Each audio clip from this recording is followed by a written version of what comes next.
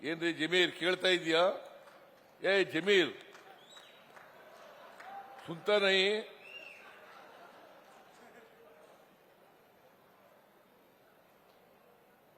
ಜಮೀರ್ ಹೇಳಿದ್ರು, ಸಾರ್ ಹೆಂಗಾರ ಮಾಡಿ ಬಡವ್ರಿಗೆ ಕೊಡ್ಬೇಕು ಸಾರ್, ಪಾಪ ಬಡವರು ಆಗಲ್ಲ, ಅವ್ರು ಕೊಡ್ಲೇಬೇಕು ಅಂತ ಹೇಳಿದ್ರು. ನಮಗೆ ಹೋಗ್ಲಪ್ಪ ಬಡವ್ರಿಗೆ ಕೊಡೋಣ, ಅದರಲ್ಲೂ ಕೊಳಗೇರಿ ನಲ್ಲಿ ವಾಸ ಮಾಡ್ತಕ್ಕಂಥ ಬಡವರಿಗೆ ಕೊಟ್ಟೇ ಕೊಡ್ತೀವಿ ನಮ್ಮ ಸರ್ಕಾರ ಅಂತೇಳಿ ನಾವು ಇವತ್ತು 4 ರಿಂದ 5 ಲಕ್ಷ ರೂಪಾಯಿಗಳನ್ನ ಸರ್ಕಾರ ಕೊಟ್ಟಿದೆ. ಫಲಾನುಭವಿಗಳಿಗೆ ಗೊತ್ತಾಗಬೇಕಿದು. ಯಾಕಂತಂದ್ರೆ ಸುಳ್ಳು ಹೇಳ್ಬಿಡ್ತಾರೆ ಬಿಜೆಪಿಯವರು. ಈ ಬಿಜೆಪಿಯವರು ಇದ್ದಾರಲ್ಲ, ಇವ್ರ ಮನೆ ದೇವರೇ ಸುಳ್ಳು. ಬಿಜೆಪಿಯವರು ಮನೆ ದೇವರೇ ಸುಳ್ಳು, ಬರೀ ಸುಳ್ಳು ಹೇಳೋದು. ಪ್ರತಿಯೊಬ್ಬರಿಗೂ ಸರ್ವರಿಗೂ ಸೂರು, ಹೆಸರು ಮಾತ್ರ ನೋಡಿ ಹೆಂಗಿದೆ, ಸರ್ವರಿಗೂ ಸೂರು. ಎಲ್ಲಿ ಸೂರು ಕಟ್ಟಕ್ಕಾಗತ್ತಾ? 6.5-7 ಲಕ್ಷ ಮನೆ ಅಲ್ಲ, ಒಂದು ಮನೆ ಖರ್ಚಾಗತ್ತೆ, ಅವ್ರು ಕೊಡೋದು 12,000 ರೂಪಾಯಿ ಆಗತ್ತಾ? ಸೊ ಇದು ಇವತ್ತು ನೀವೆಲ್ಲ ತಿಳ್ಕೋಬೇಕು ಅಂತಕ್ಕಂಥ ಮಾತುಗಳನ್ನು ಹೇಳಲಿಕ್ಕೆ ಬಯಸ್ತೇನೆ. ಇವತ್ತು ನಾವು ಗ್ಯಾರಂಟಿ ಯೋಜನೆಗಳನ್ನೆಲ್ಲ ಜಾರಿಗೆ ಕೊಟ್ಟಿದ್ದೀವಿ. ಒಂದು ಕುಟುಂಬಕ್ಕೆ 4 ರಿಂದ 5 ಸಾವಿರ ರೂಪಾಯಿ ಸಿಗ್ತದೆ ತಿಂಗಳಿಗೆ. ಪ್ರತಿ ಕುಟುಂಬಕ್ಕೆ ಒಂದು ತಿಂಗಳಿಗೆ 4 ರಿಂದ 5 ಸಾವಿರ ರೂಪಾಯಿ. ಹಿಂದೆ ಯಾರು ಕೊಟ್ಟಿದ್ರ? ಯಾರು ಕೊಟ್ಟಿರ್ಲಿಲ್ಲ. ಎಲ್ಲ ಹೆಣ್ಮಕ್ಳು ಫ್ರೀಯಾಗಿ ಬಸ್ನಲ್ಲಿ ತಿರುಗಾಡಿ ಅಂತ. ಪೂರ್ಣಿಮನು ತಿರುಗಾಡಬಹುದು ಬಸ್ನಲ್ಲಿ ಫ್ರೀಯಾಗಿ. ನೀನು ಬಾಬು ನೀನು ತಿರುಗಾಡಬಹುದು. ಅಲ್ಲ ನೀನಿಲ್ಲ, ನಿನ್ ಮಿಸಸ್ ತಿರುಗಾಡಬಹುದು ಫ್ರೀಯಾಗಿ. ಯಾವುದೇ ಜಾತಿ ಧರ್ಮ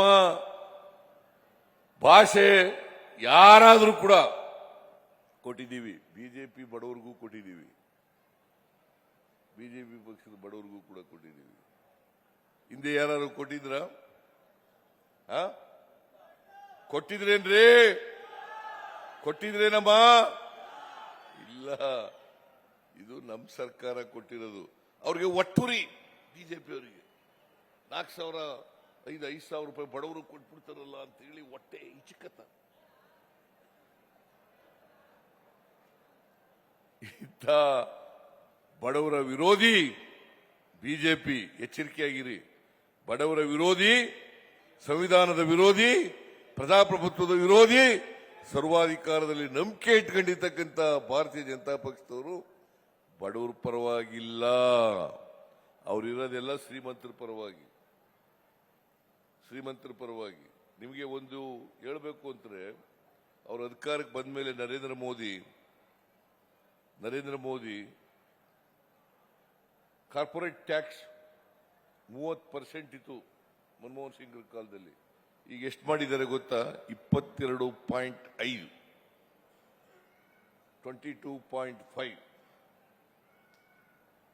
ಆದರೆ ಪೆಟ್ರೋಲ್ ಬೆಲೆ, ಡೀಸೆಲ್ ಬೆಲೆ, ಗ್ಯಾಸ್ ಬೆಲೆ, ಗೊಬ್ಬರದ ಬೆಲೆ ಎಲ್ಲ ಏರಿಸ್ಬಿಟ್ರು ಮೇಲೆ. ಯಾರದು ಕೊಡೋದು? ತಗೊಳ್ಳೋರು ಬಡವರು, ರೈತರು, ದಲಿತರು, ಹಿಂದುಳಿದವರು, ಕಾರ್ಮಿಕರು, ಮಹಿಳೆಯರು, ಈ ವರ್ಗದ ಜನರಿಗೆಲ್ಲ ಬರೆಯಾಕಿ ಕಾರ್ಪೊರೇಟ್ ಬಾಡಿಯವರಿಗೆಲ್ಲ ಟ್ಯಾಕ್ಸ್ ಕಡಿಮೆ ಮಾಡಿದಾರಲ್ಲ. ಇದು ಯಾವ ನ್ಯಾಯ? ಇದನ್ನ ನೀವೆಲ್ಲರೂ ಕೂಡ ಅರ್ಥ ಮಾಡ್ಕೋಬೇಕು. ನಾನು ಹೆಚ್ಚು ಮಾತಾಡ್ಲಿಕ್ಕೆ ಹೋಗಲ್ಲ. ನೀವು ಮುಂದೆ ಬರ್ತಕ್ಕಂಥ ಚುನಾವಣೆ ಇದೆಯಲ್ಲ, ಕಳೆದ ಚುನಾವಣೆಯಲ್ಲಿ ಅವರು ಪಾಠ ಕಲಿಸಿದ್ದೀರಿ.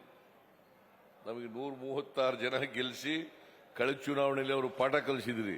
ಮುಂದೆ ಬರ್ತಕ್ಕಂಥ ಲೋಕಸಭಾ ಚುನಾವಣೆಯಲ್ಲೂ ಕೂಡ ಹೇಗೆ ವಿಧಾನಸಭೆಯಲ್ಲಿ ಆಶೀರ್ವಾದ ಮಾಡಿದ್ರಿ, ಅದೇ ರೀತಿ ಅವರು ತಕ್ಕ ಪಾಠವನ್ನು ಕಲಿಸಬೇಕು. ನಮ್ಮ ಅಭ್ಯರ್ಥಿಗಳಿಗೆ ಬೆಂಬಲವನ್ನು ಕೊಡಬೇಕು. ಆಗ್ಬೋದಾ?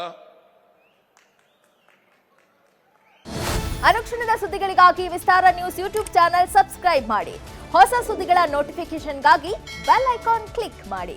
ಲೇಟೆಸ್ಟ್ ಅಪ್ಡೇಟ್ಸ್ಗಾಗಿ www.vistaranews.com ವೆಬ್ಸೈಟ್ಗೆ ವಿಸಿಟ್ ಮಾಡಿ. ಅಂಗೈಯಲ್ಲೇ ಜಗತ್ತಿನ ಸುದ್ದಿ ತಿಳಿಯಲು ವಿಸ್ತಾರ ನ್ಯೂಸ್ ಕನ್ನಡ ಆಪ್ ಡೌನ್ಲೋಡ್ ಮಾಡಿ.